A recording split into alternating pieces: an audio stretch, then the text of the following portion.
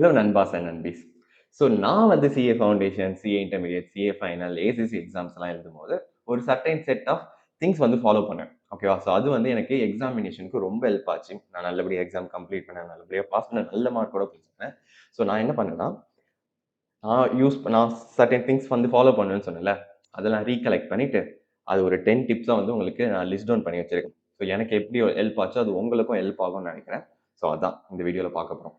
ஓகேவா? And before that ஒரு common thing, நம்ம இதுவரைக்கும் ஒரு 4 மந்த்ஸ், 5 மந்த்ஸ் இல்ல 2 மந்த்ஸ், 3 மந்த்ஸ் வந்து நம்ம நல்லா படிச்சிருப்போம்.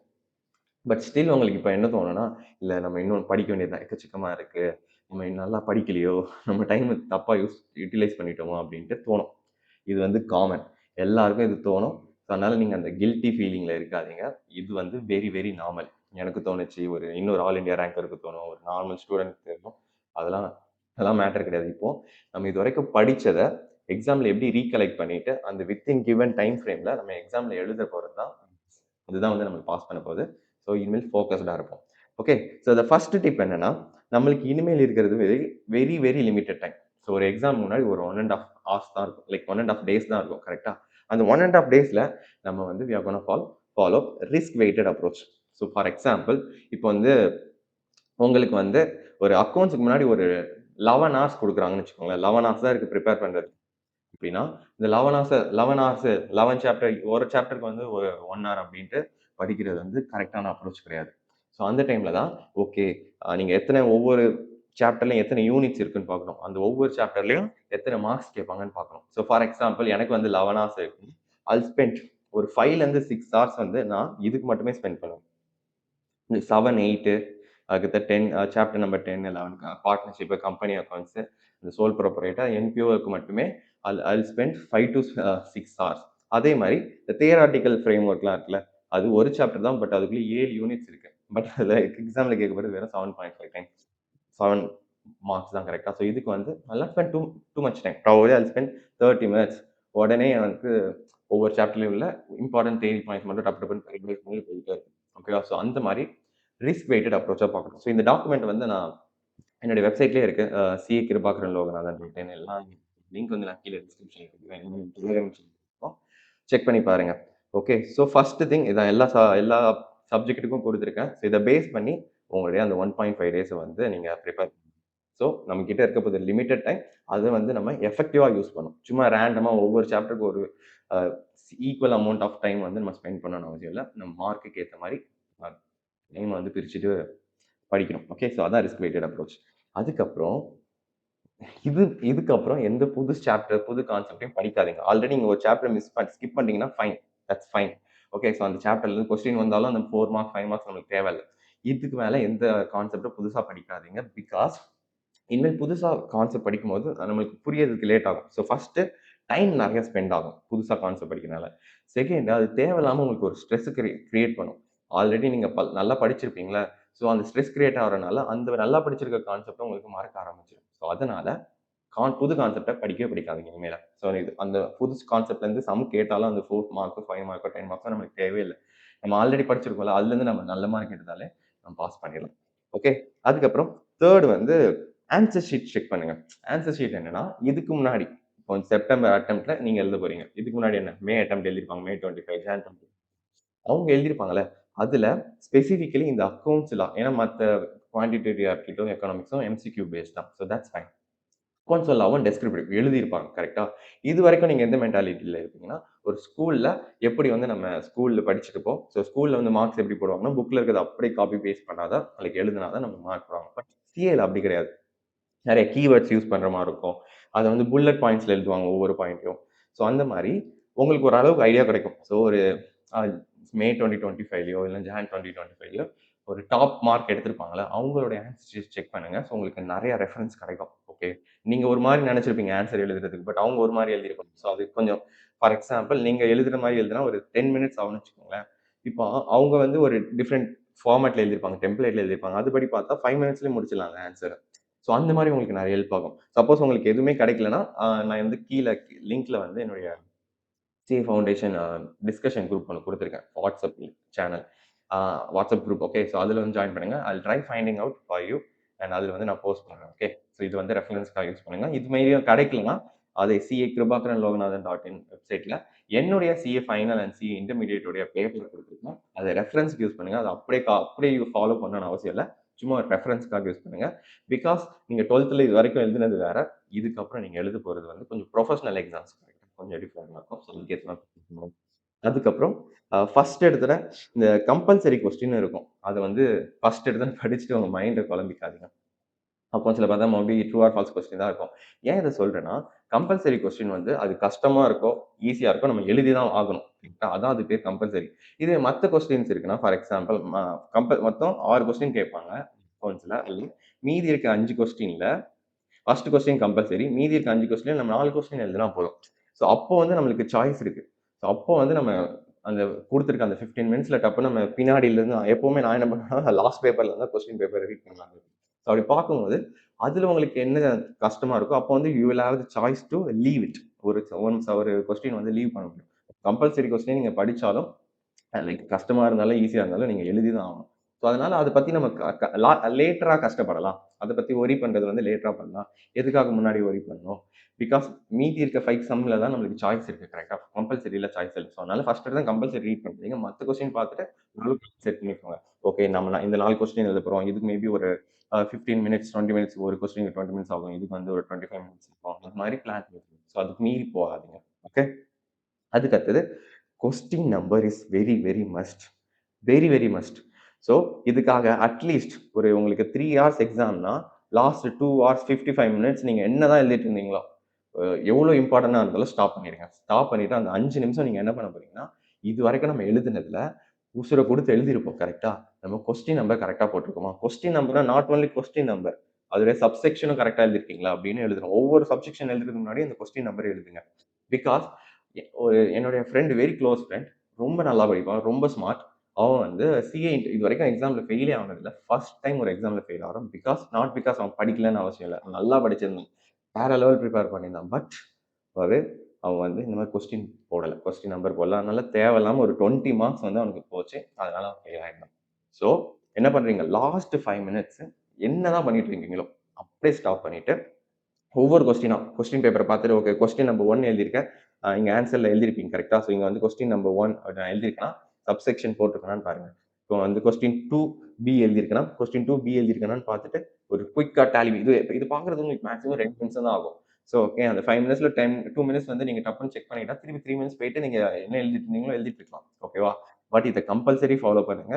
லாஸ்ட் 5 மினிட்ஸ் நீங்க என்ன எவ்வளோ இம்பார்ட்டன்ட்டா இருந்தாலும் ஸ்டாப் பண்ணிட்டு, கோ பேக் அண்ட் அது என்ன எல்லா கொஸ்டினுக்கும் நீங்க இதுவரைக்கும் எழுதினதெல்லாம் ஆன்சர் எழுதியிருக்கீங்க. இல்ல கொஸ்டின் நம்பர் எழுதியிருக்கீங்களான்னு பாருங்க. பிகாஸ் லெட்ஸ் சே நீங்க 3 ஹவர் எக்ஸாம் எழுதிட்டீங்க. பட் ஒரு கொஸ்டின்ல ஒரு 2, 3 கொஸ்டின்ல கொஸ்டின் நம்பர் போட மறந்துட்டீங்கன்னா என்ன ஆகும்? அதுக்கான ஒரு 30 மினிட்ஸோ லைக் 40 மார்க்ஸோ, 50 மார்க்ஸோ வரவே வராது. நீங்க உசுர குடுத்து எழுதியிருப்பீங்க. 4 மாசம் படிச்சிருப்பீங்க. இதெல்லாம் வேஸ்ட்டா போயிடும். ஸோ அதனால என்னதான் எவ்வளோ கஷ்டமான இதுவா இருந்தாலும் அந்த 5 மினிட்ஸ் வந்து you are gonna dedicate it for seeing whether நம்ம கொஸ்டின் நம்ம கரெக்ட்டா எழுதியிருக்கோமா? இல்லையான்றது முக்கியம். அண்ட் 6த் வந்து கீவேர்ட்ஸ் வந்து முக்கியம். இப்போ நீங்க ஒரு எக்ஸாம் வந்து 3 ஹார்ஸ் எழுதுறீங்க. கரெக்ட்டா? இப்போ அந்த கொஸ்டின் பேப்பர நான் தான் ஒரு சிஏ எவாலுவேட் பண்ண போறேன். நான் எவ்வளோ நேரம் ஸ்பெண்ட் பண்ணுவேன்?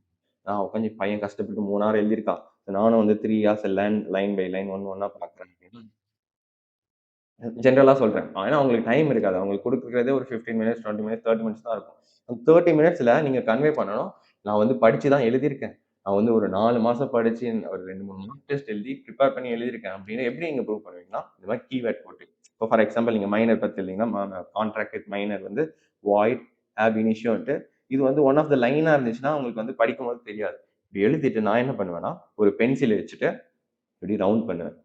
இப்படி ரவுண்ட் பண்ணோனே, அவங்க வந்து இப்படி பார்க்கும்போது, ஓகே இங்க வாய்ட் அப் இனிஷியோ, அவங்க சஜஸ்டட் ஆன்ஸர் பார்ப்பாங்க. அங்கேயும் வாய்ட் அப் இனிஷியோ இருக்கும். ஓகே அப்புறம் மத்த லைன்லாம் பார்க்க மாட்டாங்க. இந்த கீவேர்ட் மட்டும் பார்த்துட்டு, ஓகே அதுக்கு அடுத்தது இங்க ஃபேக்ட் குடுத்திருப்பீங்க. ப்ரொவிஷன்ல வாய்ட் அப் இனிஷியோ, கன்க்ளூஷன் குடுத்திருப்பீங்க. அதெல்லாம் பார்த்துட்டு, ஓகே 3 மார்க்ஸ் அப்படின்னு போட்டு போய்க்கிட்டே இருப்பாங்க. ஸோ, இது என்ன சொல்ல வரேன்னா, எப்பவுமே எக்ஸாம்ல ஆன்ஸர் எழுதும்போது, think from the evaluator perspective. இந்த நீங்க எழுத போற ஆன்ஸர அவங்க வேற யாரோ வந்து எவாலுவேட் பண்ணி எஸ்பெஷலி எம்சிக்யூன்னா பிரச்சனையே கிடையாது. Quantitative aptitude economics. But descriptive அக்கவுண்ட்ஸும், லாலயும் வந்து சம்மோன் இஸ் கோனா எவாலுவேட். ஒரு சிஏ தான் எவாலுவேட் பண்ண போறாங்க. அவங்களுக்கு வந்து புரியணும். அவங்களுக்கு வந்து நம்மளுக்கு டைம் சேவ் பண்ணணும். ஓகே இந்த மாரி கீவேர்ட்லாம் அண்டர்லைன் பண்ணிட்டு, அத வச்சு ஓகே ஸோ இத அண்டர்லைன் பண்ணியிருக்காரு. அப்படின்னா இவர் வந்து படிச்சிருப்பாருன்னு நம்ம வந்து ப்ரூவ் பண்ணணும். ஓகே அந்த அவங்களுக்கு கிடைக்கிற அந்த 15 மினிட்ஸ்ல 15 மினிட்ஸ் டைம் தான் இருக்கு. அதுக்குள்ள நான் வந்து அவங்களுக்கு சொல்லணும் தட் நான் படிச்சு தான் எழுதியிருக்கேன். நான் வந்து நல்ல மார்க் சொல்லணும்.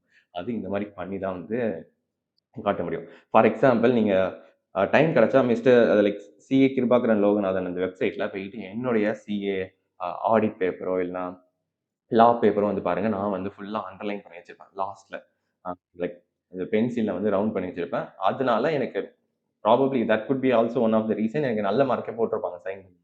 ஓகே. ஸோ அந்த மாரி அத ஃபாலோ பண்ணுங்க. அண்ட் தென் செக்லிஸ்ட் இதுவும் ரொம்ப ரொம்ப இம்பார்ட்டன்ட். உடனே இந்த வீடியோ பார்த்து முடிச்ச உடனே ஒரு ஸ்டிக்கி பேப்பர்லயோ இல்ல ஒரு ஒயிட் பேப்பர்லயோ இந்த மாரி ஒரு செக்லிஸ்ட் நான் இங்க என்னலாம் குடுத்துருக்கேனோ அத எழுதிட்டு 4 எக்ஸாம் 4 காலம் போடுங்க. அக்கவுண்ட்ஸ், லா, கியூஏ, எக்கனாமிக்ஸ் அப்படின்ட்டு ஒவ்வொரு காலத்துக்கும் ஒவ்வொரு நாளும் இது வந்து உங்க வீட்ல கிளம்புற இடத்துக்கு ஒரு இடத்துல பேஸ்ட் பண்ணி வச்சுக்கங்க. This is what I do. ஓகேவா? ஸோ ஒவ்வொரு நாளும் ஓகே ஆல் டிக்கெட் எடுத்துட்டு போயிட்டீங்களா அப்படின்னு டிக் பண்ணுங்க. ஓகே உங்க பேக்ல செக் பண்ணிட்டு டிக் பண்ணுங்க.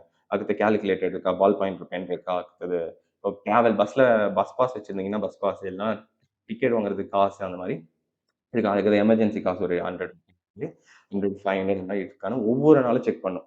ஓகே இது வந்து நீங்க 16 எழுத போறீங்களா? 16 அதுக்கப்புறம் 18 அடுத்து 20, 22 ஒவ்வொரு நாளும் டிக் பண்றேன். யூசுவலா ஆல் டிக்கெட் என்ன பண்ணுவாங்கன்னா, ஃபர்ஸ்ட் நாள் எக்ஸாம்ல வாங்கிட்டு அத வந்து லாஸ்ட் நாள் எக்ஸாம்ல தான் ரிட்டர்ன் பண்ணுவாங்க. பட் இப்படி பண்ணலன்னா ஒவ்வொரு நாளும் டிக் பண்ணுங்க. ஓகே ஒவ்வொரு நாளும் நீங்க எடுத்துட்டு போணும். பால் பாயிண்ட் பென் எக்ஸ்ட்ரா ஒரு பென் இருக்கா அப்படின்னு செக் பண்ணுங்க. Ball point pen black pen தான் யூஸ் பண்ணணும். ஓகேவா? ஸோ ப்ளூ பென் வந்து யூஸ் பண்ணாதீங்க. Not allowed. அடுத்து எம்சிக்யூல வந்து ஷேட் பண்றதுக்காக பென்சில் பிளஸ் இந்த கீவேர்ட்ஸ் எல்லாம் நம்ம சர்க்கிள் பண்றதுக்கு வந்து பென்சில் தேவைப்படும். வித் எரேசர் ஏதாவது மிஸ்டேக் ஆயிருந்துச்சுன்னா எரேஸ் பண்றதுக்காக. இந்த கால்குலேட்டர் 1க்கு 2 வச்சுக்கோங்க. This is what I follow. 1 வந்து நான் எக்ஸாம்க்காக ஒண்ணு வச்சிருப்பேன். இன்னொன்னு வீட்ல பிராக்டிஸ் பண்றதுக்காக ஒண்ணு வச்சிருப்பேன். ஏன்னா, இப்போ நான் பிராக்டிஸ் பண்றதுக்கும் எக்ஸாம்க்கு ஒரே அந்த கால்குலேட்டர் யூஸ் பண்ணா, நான் ஒவ்வொரு நாள் எக்ஸாம் முடிச்சுட்டு வீட்டுக்கு வந்து பிராக்டிஸ் பண்ணுவேன். கரெக்ட்டா? சப்போஸ் அந்த கால்குலேட்டர் நான் எடுத்து வைக்க மறந்துட்டேன்னா எனக்கு எக்ஸாம்ல ஒண்ணுமே பண்ண முடியாது. அக்கவுண்ட்ஸ் இந்த QAலாம் கால்குலேட்டர்ல ஈவன் எக்கனாமிக்ஸ்ல கூட சில பார்ட்லாம் நமக்கு கால்குலேட்டர் தேவைப்படும். ஸோ கால்குலேட்டர் இல்லாம ஒண்ணுமே பண்ண முடியாது. ஸோ அதனால கால்குலேட்டர் உங்களால முடிஞ்சா ஒரு எக்ஸ்ட்ரா ஒரு 300, 400, 500 தான் இருக்கும். கரெக்ட்டா? ஸோ நீங்க என்ன ஆல்ரெடி கால்குலேட்டர் வச்சிருக்கீங்களோ அதே மாடல்ல யூஸ் பண்ணுங்க. ஸோ தட் உங்களுக்கு அந்த பிராக்டிஸ் பண்ணது வந்து மாறாது. இப்போ பிளஸ் வந்து இங்க தான் இருக்குன்னா ஒரு இடத்துல இருக்கும். அதே தான் அந்த புது கால்குலேட்டர் அதே இடத்துல தான் இருக்கும். ஸோ பேசிக்கா சேம் மாடல் கால்குலேட்டர் வாங்கி வச்சுக்கோங்க. 2 வச்சுக்கோங்க. ஒன் ஃபார் எக்ஸாம்ல எழுதுறதுக்கு இன்னொன்னு வந்து வீட்ல பிராக்டிஸ் பண்றதுக்காக. டிராவல் பாஸ் பஸ்ல நீங்க மெட்ரோல போறீங்கன்னா, அந்த பாஸ்லாம் வந்து எடுத்து வச்சுக்கோங்க. அதுக்கு எமர்ஜென்சிக்கு அட்லீஸ்ட் ₹500 கேஷா வச்சுக்கோங்க. ஏன் அப்படி சொல்றேன்னா, திடீர்னு நீங்க ட்ரெயின்ல போறீங்க, பஸ்ல போறீங்க. ஏதோ புரொட்டஸ்ட் நடக்குது, திடீர்னு நிக்குது அப்படின்னா, நீங்க உடனே எந்திரிச்சுட்டு ஒரு ஆட்டோ புடிச்சுட்டு போணும்னா தேவைப்படும் கரெக்ட்டா? ஏன்னா எக்ஸாம் அதுல லேட்டா போனா சில டைம் அலோவ் பண்ண மாட்டாங்க. இல்லன்னா அலோவ் பண்ணாலும் ஒரு நம்பர் ஆஃப் ஹார்ஸ் வந்து குறைஞ்சிருக்கும். ஸோ அதனால எப்பவுமே ஒரு ₹500 வந்து பேக்ல கேஷா வச்சுக்கோங்க. இது வந்து உங்களுக்கு கண்டிப்பா ஹெல்ப் ஆகும். எமர்ஜென்சி சிச்சுவேஷன்ல. ஹோப்ஃபுல்லி அந்த மாரி நடக்கக்கூடாது. பட் நடந்தாலும் நம்ம பிரிப்பேர்டா இருக்கும். கரெக்ட்டா? அதுக்கடுத்து எக்ஸாம் அதுக்கு அட்லீஸ்ட் 15 மினிட்ஸ் வந்து முன்னாடியே ரீச் ஆயிருங்க. அண்ட் எக்ஸாம் ஆரம்பிக்கிறதுக்கு ஒரு 15 மினிட்ஸ் வந்து எதுவுமே படிக்காதீங்க. இதுதான் it will do the magic. Definitely it did the magic to me. உங்களுக்கும் அது மேஜிக் பண்ணும். என்னன்னா, இந்த 15 மினிட்ஸ், 10 மினிட்ஸ் வந்து பவர் நேப் அப்படின்னு சொல்லுவாங்க. அப்படி ஒரு மாரி லைட்டா அப்படி தூங்கி நீங்க எந்திரிச்சீங்கன்னா, உங்களுக்கு மைண்ட் வந்து ஃப்ரெஷ்ஷா இருக்கும். உங்களால ஈஸியா வந்து கிராஸ்ப் பண்ண முடியும். ஆல்ரெடி படிச்சதெல்லாம் ரீகலெக்ட் பண்ண முடியும். நான் என்ன பண்ணுவேன்னா, எக்ஸாம் ஹாலுக்கு போயிட்ட பிறகு அந்த ஹால் எல்லாம் அமைதியா இருக்கும். எல்லாம் டிஸ்கஸ் பண்ணிட்டு இருப்பாங்க. நான் வந்து படுத்து தூங்கிருவேன். 10 மினிட்ஸ், 15 மினிட்ஸ் வந்துட்டு அவங்க பேப்பர் வந்து குடுக்க ஆரம்பிக்கிறதுக்கு வந்து ஒரு 20 மினிட்ஸ் ஆகும். அந்த கேப்ல ஒரு 10 மினிட்ஸ், 15 மினிட்ஸ் தூங்கிருவேன். Power nap. அப்படி பண்ணோனே அப்படி எந்திச்சோனே என் மைண்ட் வந்து செம்ம ஃப்ரெஷ்ஷா இருக்கும். ஒரு 4 மந்த்ஸ், 5 மந்த்ஸ் நம்ம படிச்சிருப்போம் கரெக்ட்டா? அந்த 5 மந்த்ஸ்ல படிச்சது எல்லாத்தையும் நம்மளுக்கு ரீகலெக்ட் பண்றதுக்கு ரொம்ப ஹெல்ப் ஆகும். அப்படி நான் பாட்டுக்கு எழுதுவேன். எழுதிக்கிட்டே இருக்கும்போது என் மைண்ட்ல வந்து ஆட்டோமேட்டிக்கா ரீகலெக்ட் ஆகும். நான் நின்னுட்டு யோசிச்சு எழுதவே தேவையில்ல. ஆட்டோமேட்டிக்கா வந்து மைண்ட்ல அத பேஸ் பண்ணி நான் எழுதிக்கிட்டே இருப்பேன். ஸோ இது வந்து நீங்களும் பண்ணுங்க. 10, 15 மினிட்ஸ் எதுவும் படிக்காதீங்க. தேவையில்லாம ஸ்ட்ரெஸ் பண்ணி விட்டுரும். அந்த 10, 15 மினிட்ஸ் பவர் நேப் எடுத்துட்டு அதுக்கடுத்து எக்ஸாம் எழுத போங்க. அதுக்கடுத்து எக்ஸாம்க்கு முன்னாடி அட்லீஸ்ட் 1 வீக் முன்னாடிலருந்து ஹெல்த்தியா சாப்பிட ஆரம்பிங்க. எதுவும் ஹெவி ஃபுட் எதுவும் சாப்பிடாதீங்க. பிகாஸ் சப்போஸ் ஏதாச்சும் ஸ்டொமக் அப்செட் ஆச்சுன்னா, தேவையில்லாம சம்திங் பியாண்ட் அவர் கண்ட்ரோல் நம்மளால எக்ஸாம் நல்லா எழுத முடியாது. கரெக்ட்டா? ஸோ அதனால நல்லா ஹெல்த்தியா சாப்பிடுங்க. நான் வந்து எக்ஸாம்லேருந்து ஒரு 2 வீக்ஸ் முன்னாடிலருந்து அதில அவாய்ட் என்னென்ன ஃபுட்லாம் சாப்பிட்டா நம்மளுக்கு ஓகே இந்த ஸ்டொமக் அப்செட் ஆக சான்சஸ் இருக்கோ, அதெல்லாம் சுத்தமா அவாய்ட் பண்ணிருவேன் எக்ஸாம் முடியிற வரைக்கும். So don't eat unhealthy foods. அடுத்தது ஃபைனலா இம்பார்ட்டன்டான திங், ஒன்ஸ் ஒரு எக்ஸாம் முடிச்சோனே, அந்த எக்ஸாம் பத்தி உங்க ஃப்ரெண்ட்ஸ் கிட்ட டிஸ்கஸ் பண்ணாதீங்க. இது தேவையில்லாம நீங்க நெக்ஸ்ட் எழுத போற எக்ஸாம இன்ஃப்ளூயன்ஸ் பண்ணிரும். For example one of my friend வந்து அக்கௌண்ட்ஸ், லா, அடுத்து ஆடிட் இருக்கும். ஓகே, அப்படி எழுதும்போது லால வந்து செம கஷ்டமா கொஸ்டின் கேட்டாங்க. ஓகேவா, அதனால அன்னைக்கு நைட்டு ஃபுல்லா படிக்கவே இல்லை ஆடிட்டுக்காக. லா பத்தியே பேசிட்டே இருந்தான். ஆடிட் வந்து அவனால படிச்சு பாஸ் பண்ண முடியல. ஸோ பாருங்களேன், நீங்க ஒரு 6 மந்த்ஸோ 4 மந்த்ஸோ 2 மந்த்ஸோ செமையா டெடிகேட்டடா படிச்சிருப்பீங்க. ஒரு சப்ஜெக்ட்டுக்காக படிச்சிருப்பீங்க. 4 சப்ஜெக்ட்க்கும் சேர்த்து படிச்சிருப்பீங்க. ஜஸ்ட் பிகாஸ் நீங்க ஒரு சப்ஜெக்ட் வந்து நீங்க நல்லா எழுதலன்னா, அத நீங்க இன்னொரு சப்ஜெக்ட் படிக்கலன்னா அது வந்து அன்ஃபேர் கரெக்ட்டா? ஃபார் எக்ஸாம்பிள் நீங்க வந்து 4 டிஷ் வந்து செய்றீங்க. லெட்ஸ் சே வடை செய்றீங்க, தோசை செய்றீங்க, ஒரு ஆம்லெட், இல்ல இன்னும் ஒரு எக்ஸாம்பிள் ஒரு பிரிஞ்சி செய்றீங்க. ஓகேவா? ஸோ 4த்துக்கும் ஈக்குவலா 2 ஹார்ஸ், 2 ஹார்ஸ் வந்து ஸ்பெண்ட் பண்ணியிருக்கீங்க. ஓகேவா? ஸோ ஜஸ்ட் பிகாஸ் உங்களுக்கு வடா சரியில்லன்ட்டு எல்லாத்தையும் வந்து குப்பையில போட்டுற மாட்டீங்க. கரெக்ட்டா? இல்ல வடா சரியில்லன்னா, பட் ஸ்டில் நான் வந்து இதுக்கும் வந்து 2 ஹார்ஸ் நான் ஸ்பெண்ட் பண்ணி ஸோ இத வந்து நான் சாப்பிடுவேன் அப்படின்னு சொல்லி சாப்பிடுவீங்க. கரெக்ட்டா? இந்த இட்லியோ, தோசையோ அது வந்து நீங்க சாப்பிடுவீங்க. ஸோ ஜஸ்ட் பிகாஸ் ஒரு இது சரியா வரலன்ட்டு இன்னொன்னு வந்து போட மாட்டீங்க. கரெக்ட்டா? Because that's unfair. ஸோ நான் இன்னொன்னு என்ன சொல்றேன்னா, ஒரு சம் எக்ஸாம்ல கொஸ்டின் கஷ்டமா இருக்கு. அக்கவுண்ட்ஸே வந்து கஷ்டமா இருக்குன்னா, உங்களுக்கு மட்டும் கஷ்டம் இல்ல. நீங்க நல்லா படிச்சிருக்கீங்க. ஸோ அப்படின்னா உங்களுக்கே கஷ்டமா இருக்குன்னா, உங்களுக்கு மட்டும் இல்ல. இந்தியால இருக்க எல்லாருக்கும் கஷ்டமா தான் இருக்கும். That's what I think. So அப்படின்னா, ஐசிஐ வந்து பாஸ் பெர்சன்டேஜ் 0லாம் வைக்க மாட்டாங்க. கண்டிப்பா.